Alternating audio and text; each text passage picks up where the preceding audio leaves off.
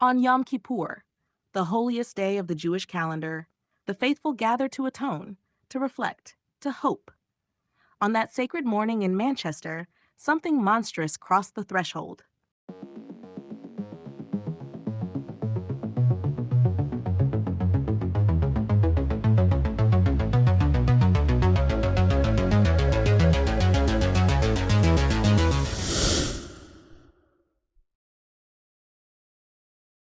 You're watching NorthPolt24 News, where the headlines aren't just read, they're unpacked.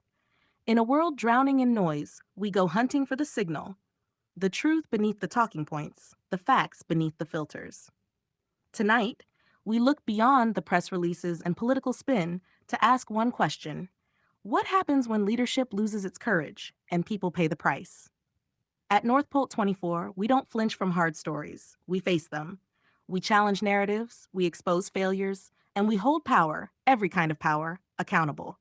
So before we dive in, make sure you subscribe, share, and stay tuned. Because if you're tired of surface-level news, this is where the real story starts.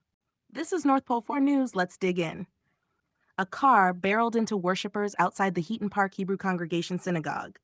The driver leapt out and began stabbing. The attackers believed he was wearing an explosive belt, later revealed to be fake.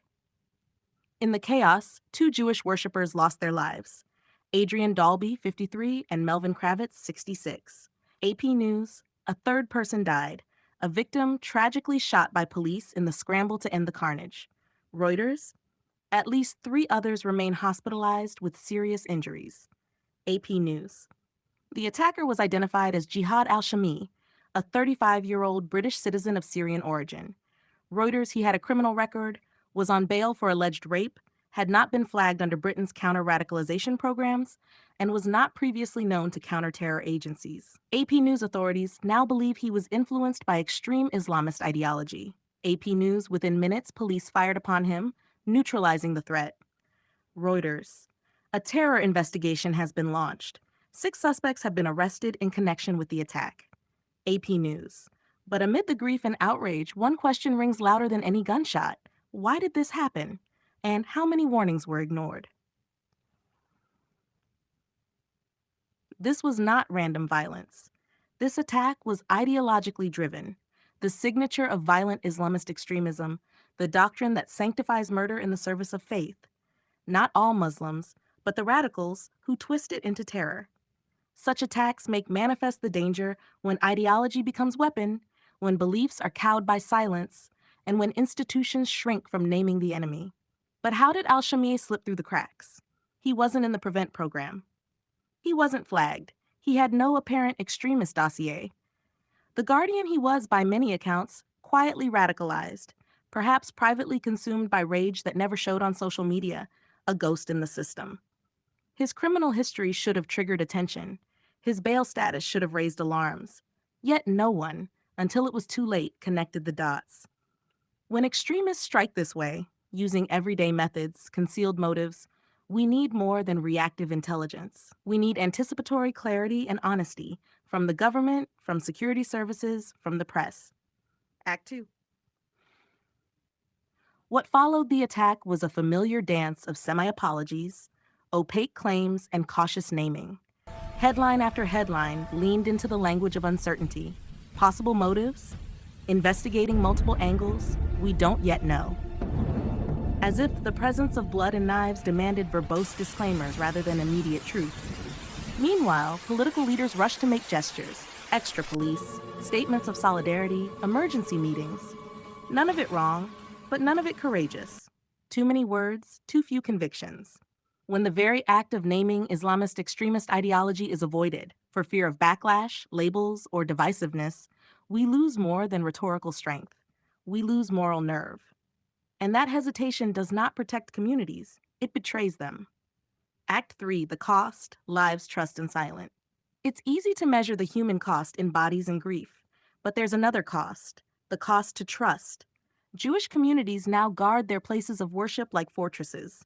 Jewish lives now see security checkpoints as normal. That is not normal. That is breakdown. A faith tradition under attack must no longer live behind walls. It deserves respect in daylight. When politicians and police hedge, communities hear this. You are not a priority unless your suffering is convenient. When media uses indefinite framing, readers hear, we might be dropping names, but we won't name names. We see countries where hate has become a safe public offering, and governments that treat it as a messy exaggeration, not an existential threat. Act 4 Accountability Action. So, what must happen now? Overtly, sharply, with no euphemism? Name the ideology. Label it violent Islamist extremism when it surfaces. Refuse to blur extremist and Muslim. Enforce consequences. If you call for murder in God's name, you will answer for it, publicly, legally, fully.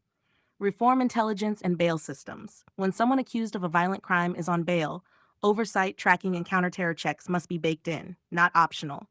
Demand media courage. Report the ideology, expose the networks, avoid diplomatic euphemism. Demand leadership. Prime ministers, home secretaries, police chiefs step out from behind spin and speak plainly. Lives depend on it, because appeasement is the right-hand glove of consent.